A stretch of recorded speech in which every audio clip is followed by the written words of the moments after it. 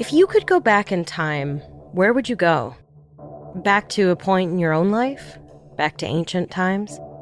Would you try not to interfere with anything so you wouldn't affect the future? Would just the fact of your being there affect the future anyway? Would there even be a you anymore when you got back to the present? Welcome to Strange and Unexplained with me, Daisy Egan, who wrote this episode in the present, which will be the past when in the future I record it, which I'm doing now, which will be in the past when you're listening to this in the future, which will be your present. So I have effectively time traveled, right? That's how it works? This week, I'll tell you 2 stories of people who claim to have shown up from an impossible place, possibly traveling through time to get there.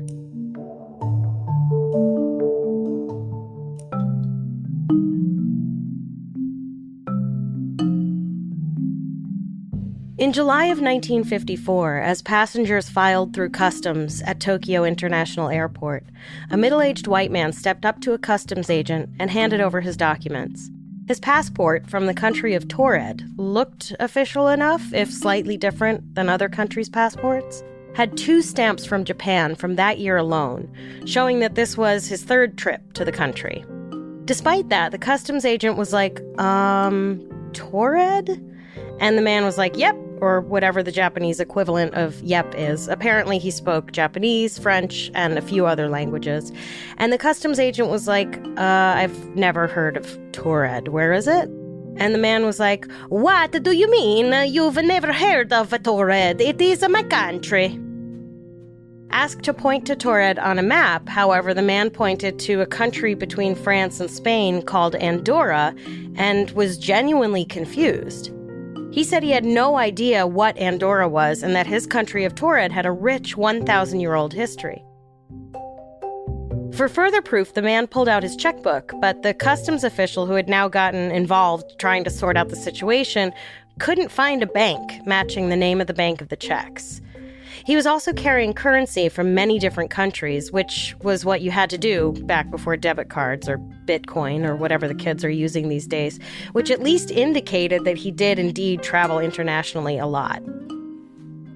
So now this guy is starting to seem pretty suspicious, walking around with checks from a non-existent bank in a non-existent country. The customs people were like, okay, if you're here on business, what company do you work for? The man happily provided the name of the company he worked for. But when officials called the company, they learned that while it did have a branch in Japan, it didn't have one in Taured. It also had no record of this man either working for them or having an appointment with anyone in the company.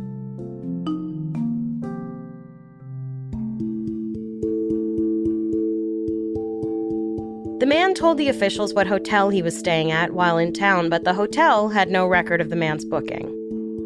After hours of questioning, the man finally asked to speak to government officials. He was then brought to a nearby hotel to wait while they tried to sort things out, which, I have to say, a hotel is a pretty cushy place to make a weird, suspicious person wait while you try to figure out if he's a criminal or a spy or whatever. The hotel room was on a high floor with no balcony or any other way to get out other than the door, which was guarded by 2 people who had been given the man's documents to hold on to, including his passport, checkbook, and cash. The next morning, when officials checked in on the man, he was gone.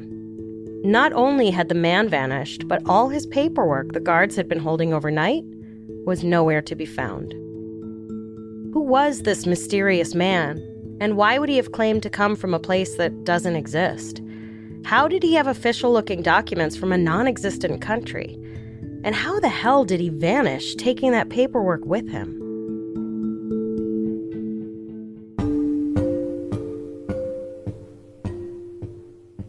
The theory that has been bandied about as long as the internet has existed for people to bandy these kinds of things about usually supposes that the man from Taured traveled through time or from another universe. And sure, if you believe he really did go poof and disappear, I can see how it's not a far leap from there to he traveled through time. In this time-traveling / multiverse version of the story, you'd also have to believe that this man either traveled through time or into an alternate universe by mistake. Otherwise, he wouldn't have been so confused when his country didn't exist on the map, right? He would have been like, oh, right, of course it doesn't exist yet / in this universe. And then he would have been taken to a psychiatric ward. Also, he probably would have brought proper documentation for the time period / universe to which he was traveling. Like he's headed out the door and he's like, oops, my passport's from the wrong dimension, better grab the right one. By now, you know that when I looked into this story, I wasn't like, wow, he vanished into thin air, cool. No, I was more like, come on now. I was born at night, but not last night. You know what I mean? And of course, I found a version of the same story which doesn't include him disappearing like magic. Nonetheless, the other version of the story of the man from Taured, honestly, is still pretty fucking strange.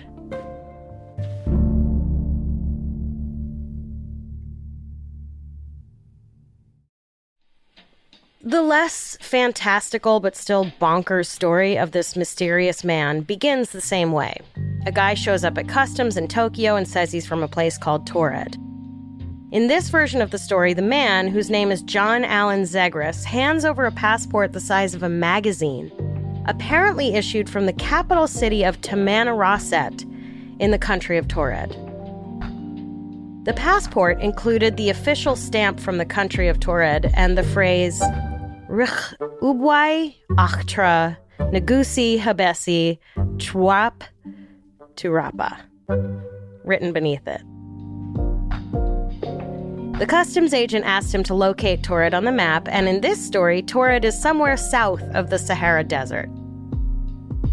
The man, whose name may or may not have been John Allen Zegras, did not vanish from a hotel room, but rather was arrested for attempting to enter Japan with falsified documents. The version in which he blooped himself out of the hotel room was, oddly enough, not picked up by local media at all. One would think that whatever the 1960s Japanese version of the National Enquirer was would have paid a lot of money for a story like that.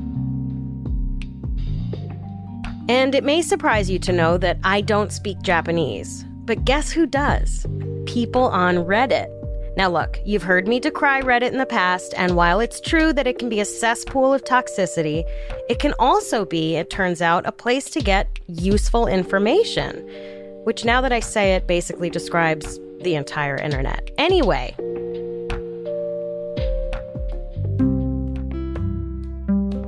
unlike the version of the story where this guy mysteriously and magically disappears from a locked hotel room, it turns out this story was covered in the local media at the time. Just 6 months ago, a Reddit user posted the articles in Japanese and someone else translated them. The man from Taured, it turned out, was either named John Allen K. Zeigler or Zeiglass, spelled differently in the span of one article, and was an American citizen who entered Japan with a forged passport from a country called Negusi Habesi Gulululul Esprit, which I hope I don't need to point out is not a real place. So where Taured came from, no one knows. And look, the translation of the article also said that Zeigler was, quote, a man who has often eaten people, which apparently was supposed to mean that he fed off people. So it's possible Gulululul is a mistranslation, but I can't imagine what it was supposed to be. The man claimed to speak 14 languages fluently, and said that he was sent to Japan on orders from an Arab-related agency, but was working for the U.S. for both the FBI and the CIA. Eventually, investigators determined that Zeigler was hopping around the world on this fake passport, passing forged checks and traveler's checks until the second or third time he tried to enter Japan and was caught. Zeigler, or Zeiglass, or Zegras, or whatever, was tried and sentenced to a year in prison. Upon hearing the sentence, he tried to kill himself with a broken bottle he had smuggled into the courtroom in his mouth. I'm not even going to touch that last part because no, thank you. My first thought was maybe he was a spy. But the thing about spies is they usually try to go unnoticed, you know? Listen, I've seen enough James Bond movies to know that spies are issued official passports from all the countries. If this guy had been a spy, he would have handed over a passport from somewhere basic, like, I don't know, Canada. No offense, Canadians, you folks are fine, I'm just saying. No one ever suspects Canadians, you know? And then he would have had sex with a customs agent in his hotel room that night. Also, where was his government-issued cyanide tooth? He should have just been able to bite down on his back molar and suffer a gruesome death right there in the courtroom. He wouldn't have had to smuggle a piece of glass in his mouth. If he had been a spy, he wouldn't have even made it to the courtroom. He would have cyanided himself quicker than you can say, "Gulululul." And yes, I do get all my spy information from James Bond.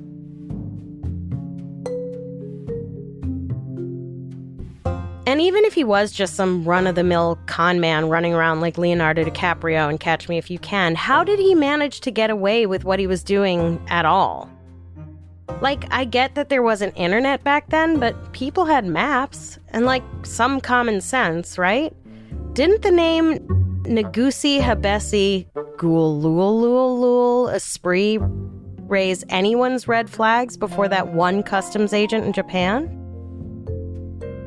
Okay, so the man from Taured most likely didn't travel through time. Wah, wah. But coming up, I'll tell you about someone who did claim to time travel from the future and why his story is still being debated today.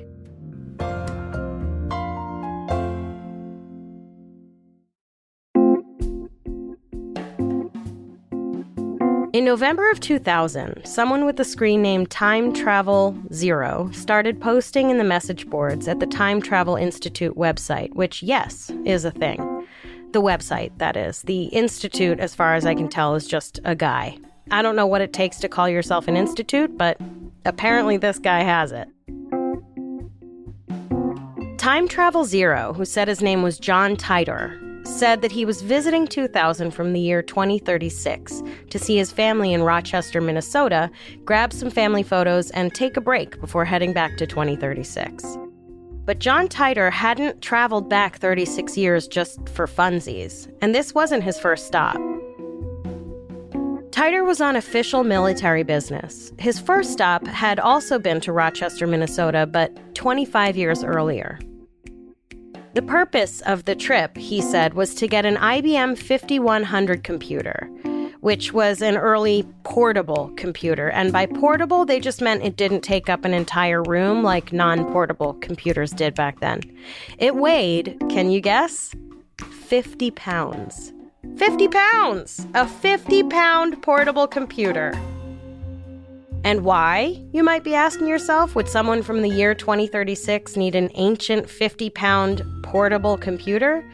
And let me tell you, you're going to feel like a real idiot when I explain this. Titor wrote, As you are probably aware, Unix will have a timeout error in 2038, and many of the mainframe systems that ran a large part of the infrastructure were based on very old IBM computer code. The 5100 has the ability to easily translate between the old IBM code, APL, BASIC, and with a few tweaks, 1975 Unix. I mean, duh, right? Everyone knows that.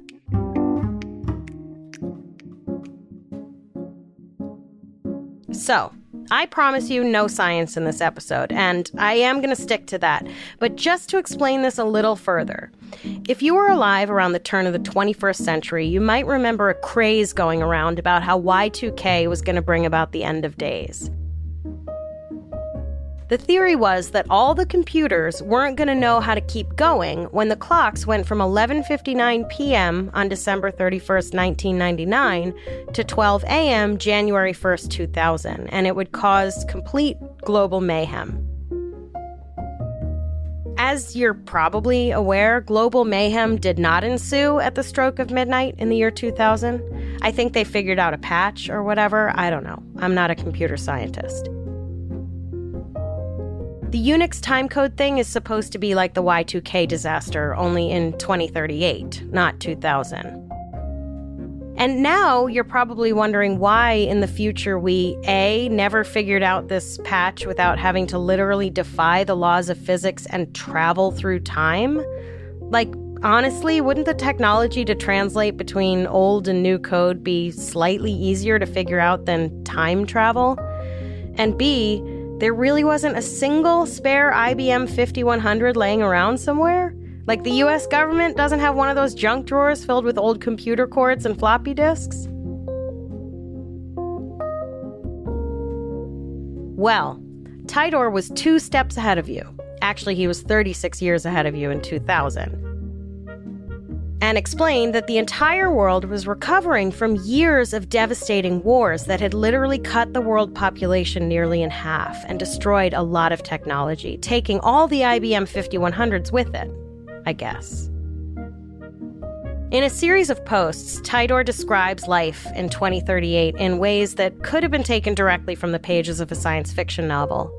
There was the decades-long civil war that began in 2005, stemming from U.S. elections problems in 2004. For some reason, according to Tidor, Russia hit major U.S., Chinese, and European cities with nuclear weapons in this civil war, which is particularly strange when you remember that the definition of a civil war is that it takes place within one country divided against itself. But who am I to debate semantics with someone from the future?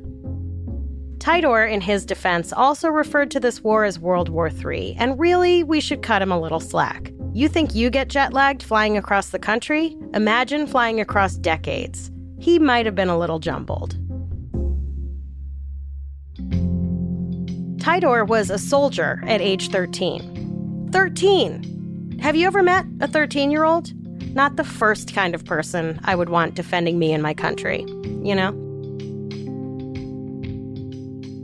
This war, Tidor said, results in the U.S. splitting into 5 regions with 5 different presidents. And honestly, the way he describes life in the post-war United States is kind of my jam. His family lived in a treehouse community in Florida. Ignore the Florida part. A treehouse community.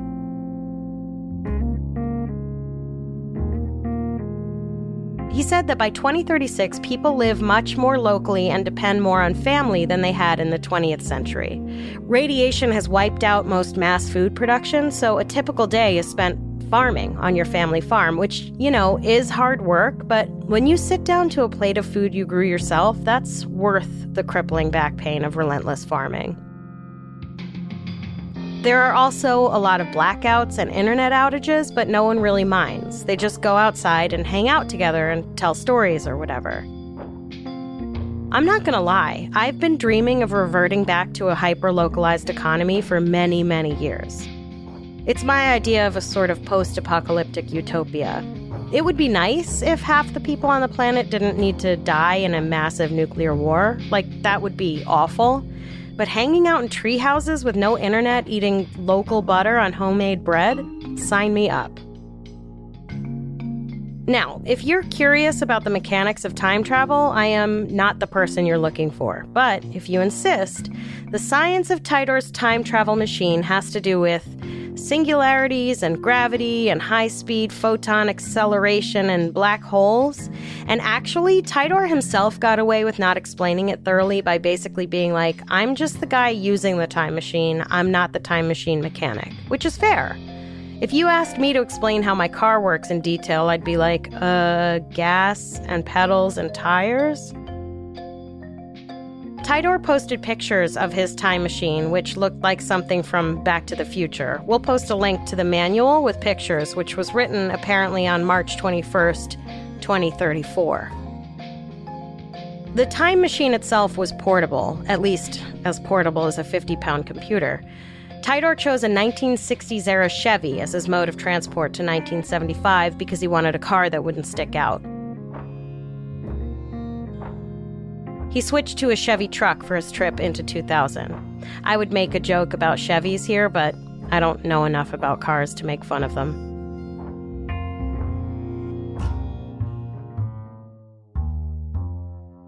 John Tidor hung around the Time Travel Institute message boards for about 4 months, which personally I find an excessive amount of time to be on message boards when you're visiting a time before you were born.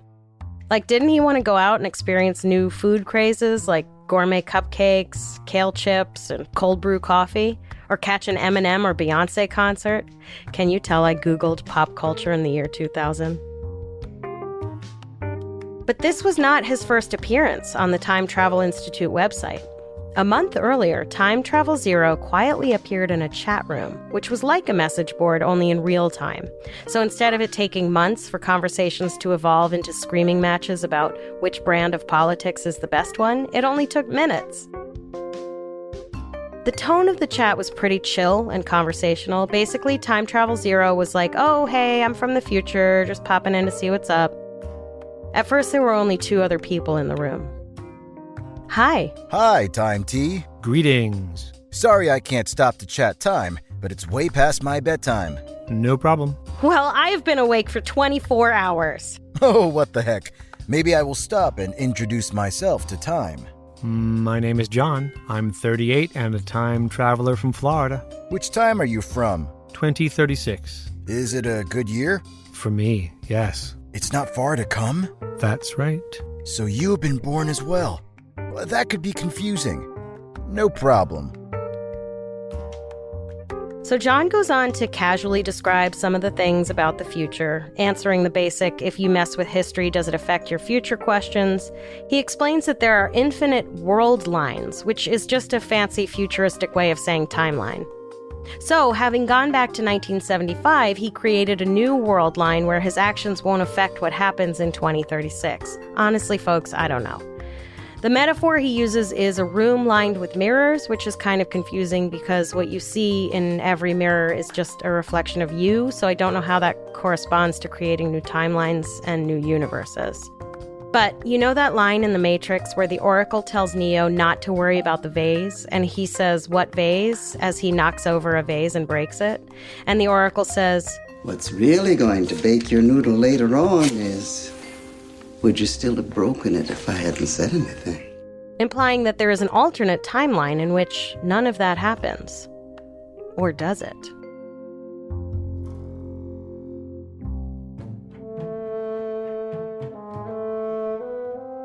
At one point in the chat room, the only 2 left in the room are John and Y, and the conversation brushes up against a late-night chat room type flirtation. John tells Y his wife died from radiation fallout from the nukes that hit Florida. I cannot say sorry for something that hasn't happened yet, but I am sorry. I talk too much. And I don't talk enough. I just wish things didn't have to happen the way they will. We cannot change it? It's too late. I sensed that. I regret what you could have been, but what will result. Not. Are you drinking? No. I am. Orange wine. I love it. I think my ethereal has taken over. My body has no need for anything more. Are you alone? Yes. No children? None. Are you afraid? What of? Being alone? No. I don't mean to be so personal. Iaplogos. It's all right. I'm used to it. To being alone? To being asked personal questions as well. I appreciate your kindness. TY. But that is my nature. Listen, anywhere else you learn about the story of John Titor, the time traveler from the year 2036, you're not going to get this kind of drama. So, you're welcome.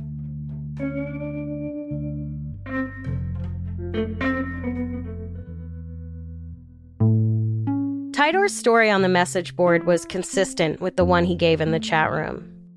He answered questions relatively straightforwardly until people started asking him for future sports scores and stock tips. And then he got testy. He was like, people hate you guys in the future. Sorry about it, but everyone thinks of you as lazy, selfish assholes who eat garbage and buy too much shit.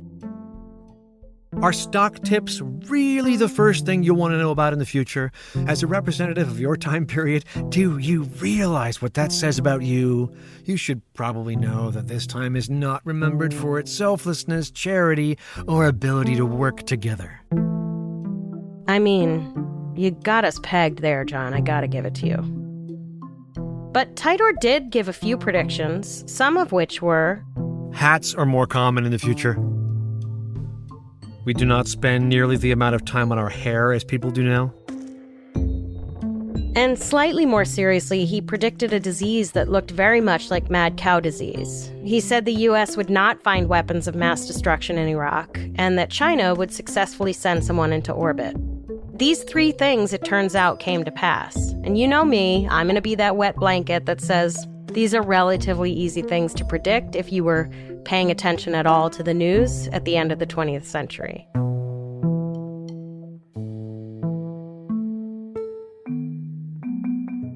And there was plenty that John got wrong, starting with the fact that the Unix timecode disaster would really have only been a disaster if 32-bit computers were still common. But we've pretty much completely transitioned to 64-bit, and the things that still use 32-bit systems aren't significant enough to cause a worldwide meltdown if they malfunction.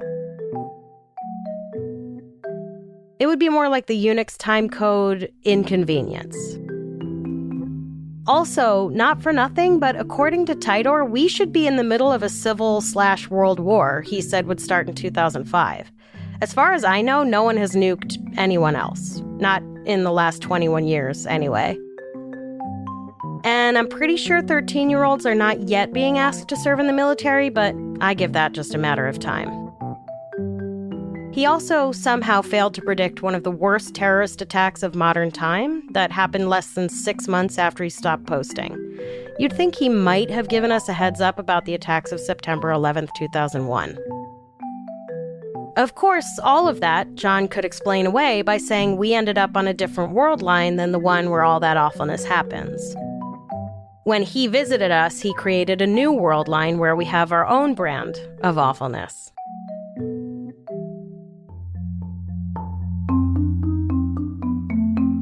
The only way to debunk John Tidor's story for good would be to identify and find the person behind the screen name Time Travel Zero, and so far, no one has been able to do that. Some have claimed to come close. The three main candidates are brothers. There's Maury Haber, who became the chief technology officer at an identity protection company, who one might argue could be particularly well-versed in hiding their own identity online if, say, they wanted to pretend to be someone else. Then there's John Rick Haber, who was a computer scientist who one might argue could have known about this relatively obscure IBM 5100 software thing. And lastly, there's Lawrence Haber, an entertainment lawyer who, I don't know what his motivation would be, and honestly, you'd think he would have figured out a way to copyright all of it and sell it for shit tons of money. That's literally what entertainment lawyers do, figure out how to make money off of people's stories. All three men have vehemently denied any involvement. And this points to an obvious question. Why would someone have pulled this hoax? For what gain? The fascination with Tidor's story and his claims is still going strong. A couple movies have been made and books. You would think the author of the hoax might want to cash in on his own story.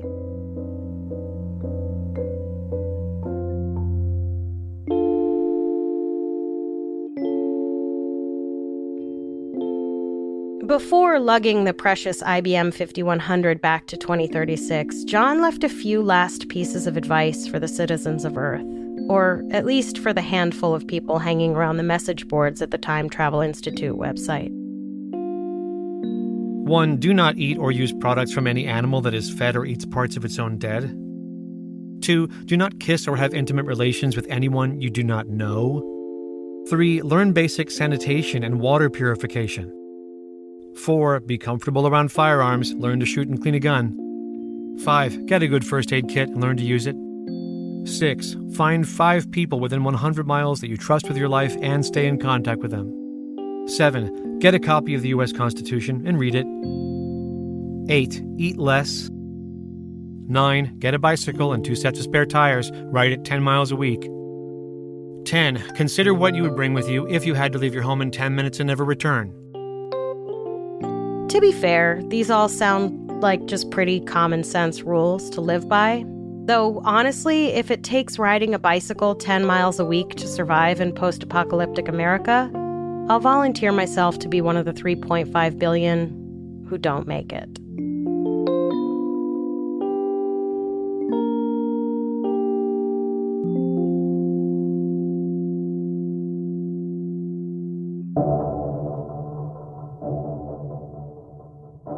Next time on Strange and Unexplained with Daisy Egan, the toxic woman. One night in 1994, a 31-year-old woman was rushed to the hospital in Riverside, California.